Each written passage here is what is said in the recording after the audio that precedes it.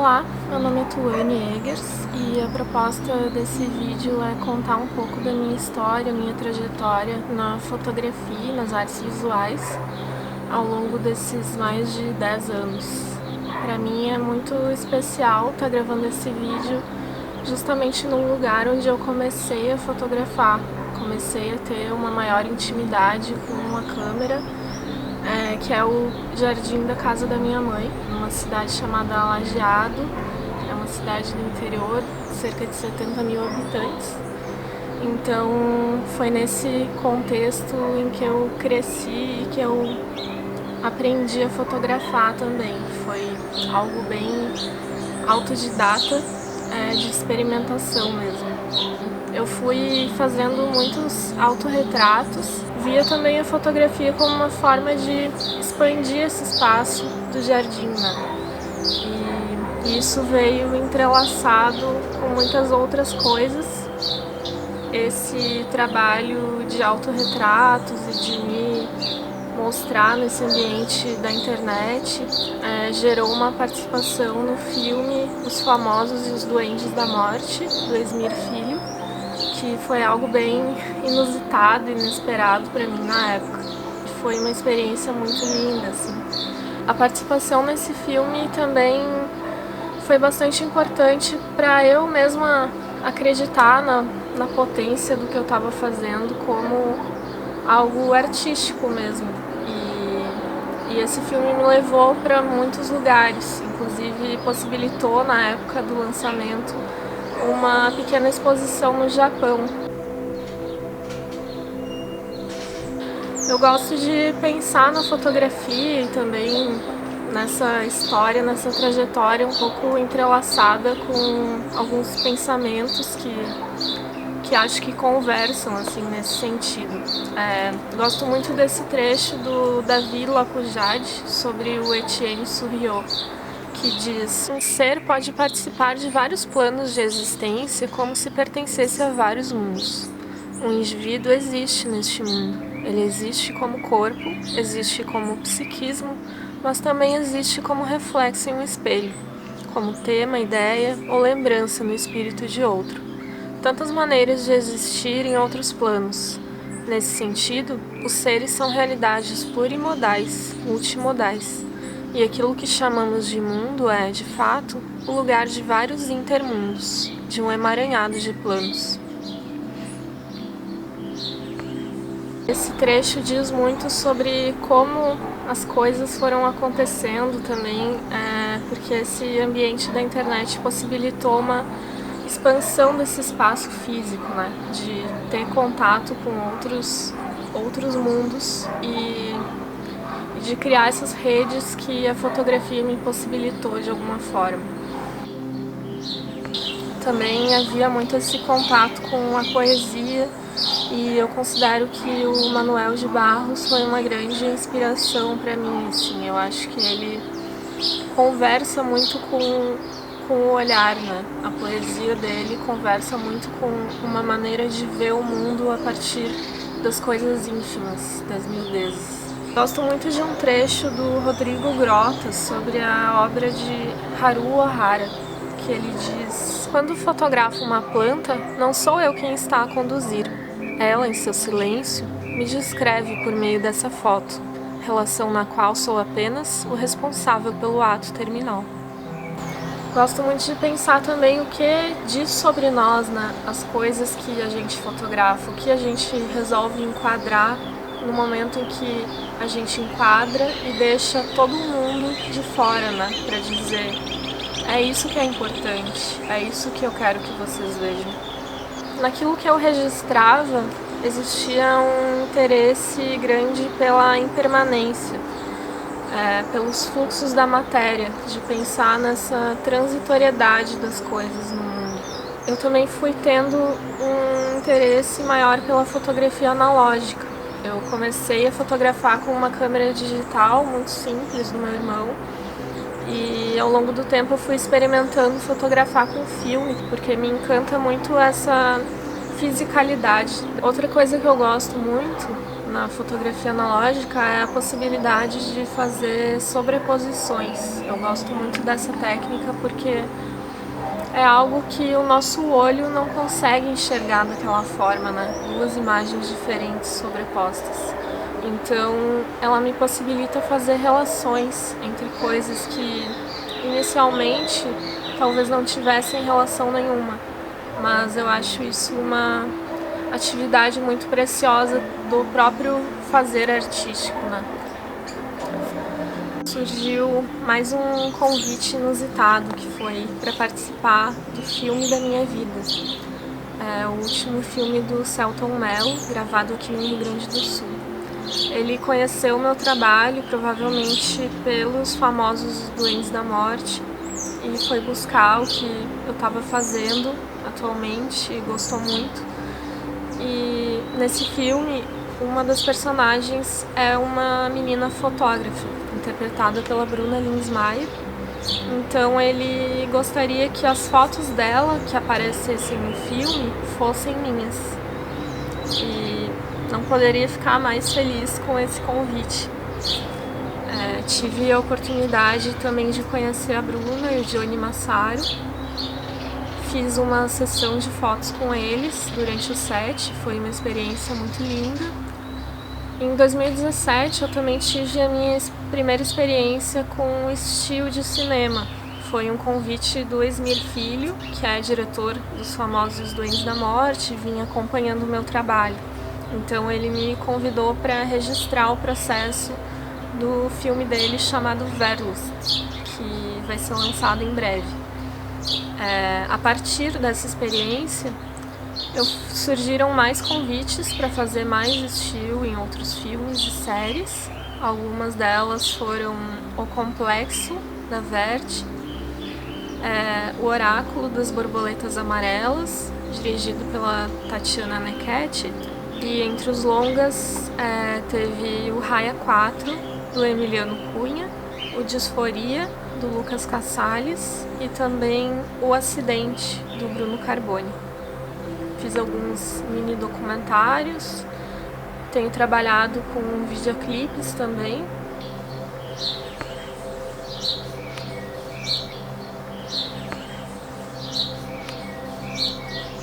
Eu também fiz recentemente a primeira direção de fotografia em um curta-metragem de ficção, que foi o Jardim das Horas, do Matheus Piccoli. E também estou envolvida na produção do documentário longa-metragem Mãos à Terra, dirigido pelo Sérgio Guidu, que está em fase de desenvolvimento. Nesses anos eu tenho olhado muito para os fungos. Eu sempre gostei muito de fotografar eles, principalmente sob a forma de cogumelos, porque são seres que encantam muito. É um universo ainda muito desconhecido e que tem muito a nos ensinar. Gosto muito de pensar no sentido da transformação da matéria, de como eles são agentes ativos da transformação e de como eles nos trazem essas possibilidades de narrativas a partir da degradação como um novo tipo de criação, né? Decompor é recompor. Gosto muito desse pensamento. E trago um trecho do Bergson que eu gosto muito, que ele diz: a mudança, se consentirem em olhar para ela diretamente, sem véu interposto, logo lhes aparecerá como o que pode haver de mais substancial e duradouro no mundo. Sua solidez é infinitamente superior à de uma fixidez, que não passa de um arranjo efêmero entre mobilidades. Pensar nessa mudança como algo que rege o mundo, né? Que talvez a regra não seja a estabilidade, mas sim a instabilidade. E às vezes a gente se esquece disso. Nesses anos eu também fiz algumas publicações artesanais. A primeira delas foi sobre miudezas. A segunda é chamada Impermanência, que eu já trago um pouco desses pensamentos sobre os fluxos do mundo e os fluxos da matéria. Fiz alguns deslocamentos como uma experiência, além de experiência de vida, mas também algo entrelaçado com o fazer fotográfico. Esses deslocamentos resultaram em mais publicações.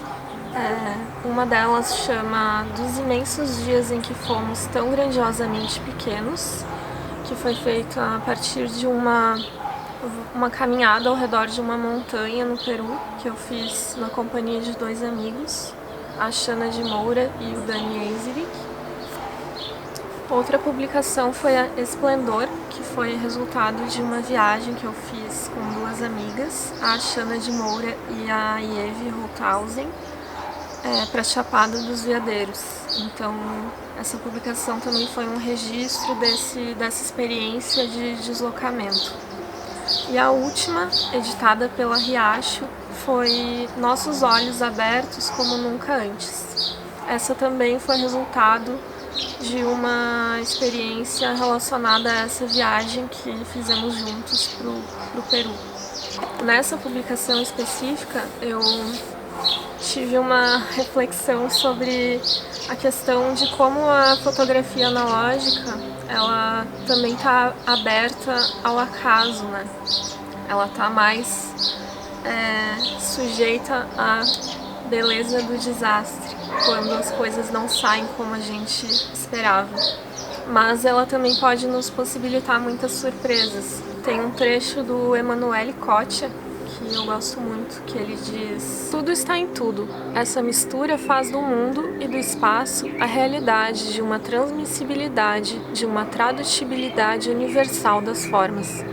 Mas o que chamamos de transmissão não é mais que o eco dessa inerência recíproca de toda coisa em toda outra coisa.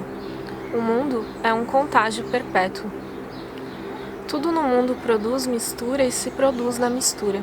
Tudo entra e sai de toda parte. O mundo é abertura, liberdade de circulação absoluta, não lado a lado, mas através dos corpos e dos outros. De uns anos para cá, eu venho experimentando uma outra linguagem, que é a de cocriação com os fungos. Não mais tendo eles como o objeto principal da imagem, no caso de fotografar cogumelos, por exemplo, mas sim como agentes de transformação da imagem. O projeto do meu mestrado em artes visuais, na URGS, tem sido essa cocriação no sentido de que eu imprimo imagens que eu já fiz há um tempo atrás e aplico algumas coisas que facilitam essa propagação dos fungos sobre a imagem. Então depois eu refotografo essa ação. Gosto de pensar também nos fungos como seres que nos falam sobre a instabilidade das coisas e como a gente pode se adaptar a diferentes condições. Gosto de pensar também na relação entre escalas. O nome da minha série chama Estudos sobre Fungos e Montanhas. Então, é bastante precioso para mim poder fazer essas relações entre as escalas de algo que a princípio vemos como grandioso, como as montanhas, e algo que vemos como ínfimo, que são os fungos. Mas na verdade talvez eles se misturem, né, de alguma forma, enquanto que no mundo tudo se mistura de alguma forma. A partir do pensamento de Surriot e a arte como testemunha dessas pequenas existências, no ano passado eu recebi um convite para pensar uma obra de intervenção urbana para o Kinobit, um festival que acontece em Porto Alegre. E junto com o Gabriel Cevallos, que é o organizador, a gente pensou em uma obra de intervenção que trouxesse esse universo dos fungos e brincasse também com essa relação das escalas. Então a gente pensou em ocupar um espaço de outdoors, que seria comumente um espaço de publicidade, de venda de algum produto, para fazer com que essas pequenas existências fossem vistas e que isso causasse até um certo desconforto e estranhamento como algo incomum na rotina. Nesse sentido, trago mais um trecho do professor e psicanalista Edson Souza, que diz: criar é abrir descontinuidades, interrupções no fluxo do mesmo. O ato criativo como ato político, o ato criativo como ato utópico, mas uma utopia que não se apresenta como constituída.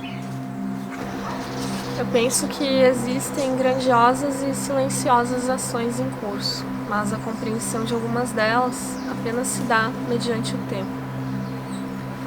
Gosto muito também de pensar a fotografia como a criação de um espaço a ser habitado por outro olhar. Daquilo que vejo, o que desejo que permaneça. As imagens também são esporos que se espalham por aí. Nesse sentido, eu finalizo com uma fala da Ursula Le Guin, que ela diz: o que os artistas fazem é uma seleção particularmente hábil de fragmentos do cosmos, bits extraordinariamente úteis e divertidos, escolhidos e organizados para dar uma ilusão de coerência e duração em meio à transmissão incontrolável de eventos. Um artista faz do mundo o seu mundo. Uma artista faz do mundo o mundo. Por um tempinho, pelo tempo que for necessário para olhar, ouvir, assistir ou ler a obra de arte. Como um cristal, a obra de arte parece conter o todo e implicar a eternidade. E, no entanto, tudo o que é um mapa do esboço de um explorador. Um gráfico das linhas costeiras em uma costa enevoada.